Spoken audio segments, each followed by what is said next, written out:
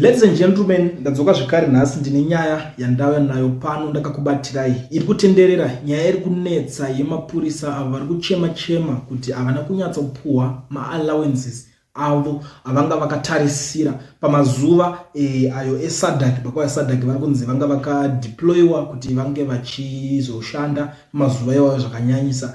Pano pamazuva ari kutaurwa ari kunzi i10 days. Ende imwe nyaya yavari kusumudza ndeyekuti ivo vaishandisa mari dzavo dzingava dzekudya, dzekuita zvakasiyana-siyana vachifamba vachichengetedza runyararo. Ende vamwe vacho vanga vakadeployiwa kwakasiyana-siyana vachiescota mavisitors aibva kuSADC, mapresident vanga vakavaescota. Saka panapa vari kunzi mapurisa aya vaitarisira mari yakaita seve $80 pazuva, ndo mari yavanzi vaitarisira kunge ndo yavange vachizowana pabasa rese iroro rakunge richiitwa. Asi ivo vari kuti vari kushamisika iko zvinezvi kuona masalaries avo ese apinda, vari kuona $200 chete pamunhu ndo mari iri kunzi yavari kusangana nayo, kureva kuti mari iyi yakapinda iri 3200 zig ndo mari yakangonoapia mumaaccounts avo. Ende inini in my own understanding ndazvitarisa chimwe chinhu chinonyanyisa kurwadza ndechekuti pamazuva iwayo eSADC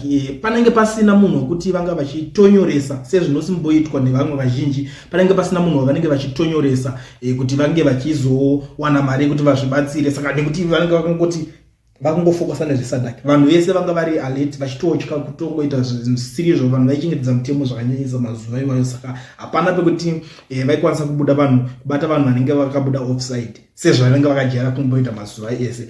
Now nyaya iyi mabudire airi kuita iri kushungurudza neruzhinji, iyo ndasangana nayo payanga iri kubuda even mapepa nawo. Iri kunzi police officers assigned to Southern African Development Community SADC summit duties have expressed outrage over the alleged paltry payment for their services. The officers who were deployed for a 10-day duty escorting delegates were expecting a daily allowance of $80, which would have been seen them getting $800 for the duration of their assignment. Kureva kuti vaitarisira mari iyo inokwana kuita $800 pazvese zvakanga zvakaitika green assignment dzavo dzavanga vakapinda ipapo mabasa iroro ranga vanga vakapuhwa. Asiwo vakashamisika kuona mari ichibuda iri $200.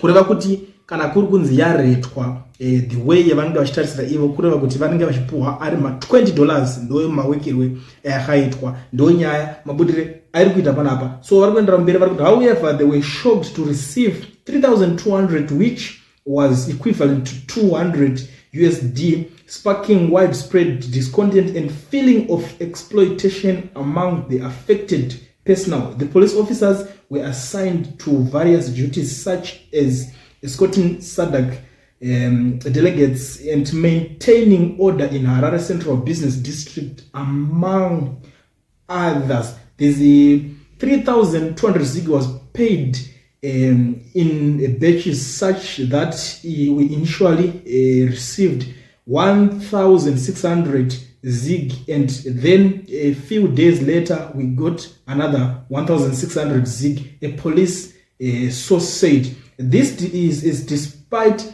the fact that the funds were deposited well after the summit, when we had used our own funds to cater for our needs during the 10 days. Kureva kuti kana wanga usina mari muhomwe wanga ndoti pa 10 days fasting. Saka ndo pari kunzi isusu takazoshandisa mari dzedu kuti tinge tichizvibatsira pamazuva iwayo eSADC summit. Vari kuenda mberi kuti police spokesperson Ponyat yesterday denied claims that the officers attached for SADC duties were underpaid. Everything was done above board and they were accordingly paid, Nyati said. Ndo zvavari kutaura vaNyati vari kuti mari iyoyo isusu hatisi kuzviziva zvavari kutaura, nekuti isusu tikuzoti vakapuhwa mari yavo zvakanaka.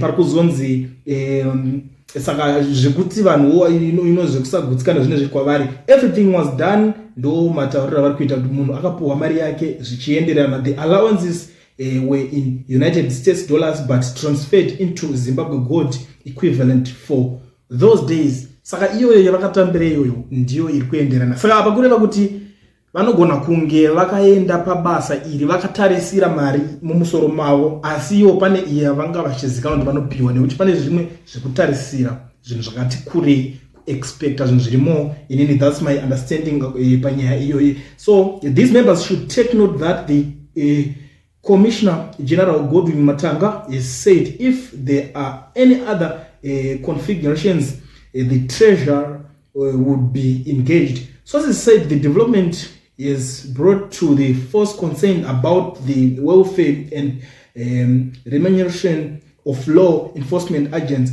who are increasingly feeling undervalued and overlooked. Government spent big buying several vehicles ahead of the SADC summit held in Harare last month. President Emmerson Mnangagwa assumed chairmanship of the regional bloc during the summit.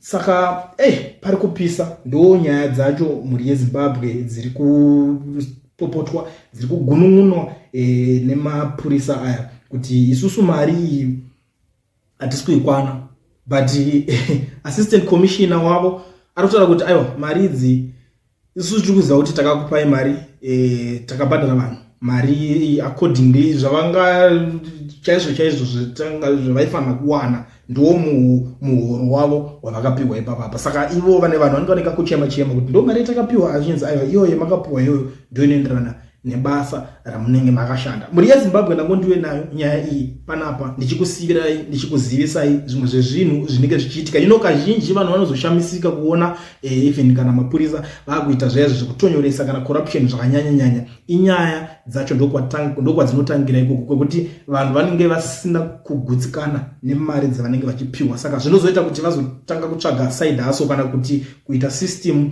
inonzi mbudzi inodya payakasungirirwa, ndo kwazvinotangira ikoko. Saka tangotiregedza tiwe titaure nyaya yatiri kusangana nayo zvekare iri kubuda iri kutenderedzwa pamusoro pezvakaitika pamapurisa iwaya vari kuchema nekugunun'una kukomblena kuti vakapiwa mari shoma. Panapa panonzwa Cool TV. Kana uchangosvika pana first time yako, gara wasubscriber, ukomenda, ulike, ushare, uchindiudzawo kuti nyaya iyi wakaitarisa uri kuiona sei.